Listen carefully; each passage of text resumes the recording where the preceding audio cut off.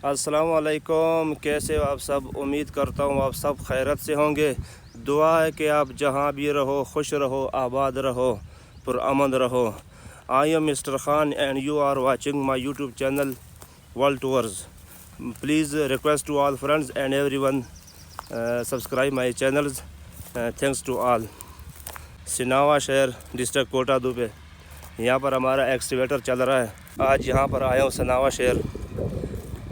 यहाँ पर हमने काम स्टार्ट किया है। जब वहाँ पर पहुँचूँगा फिर आपको मैं दिखाऊँगा अपने एक्सकवेटर मशीन। आप चैनल को भी सब्सक्राइब करें। बहुत अच्छी जगह है, बहुत खूबसूरत जगह है।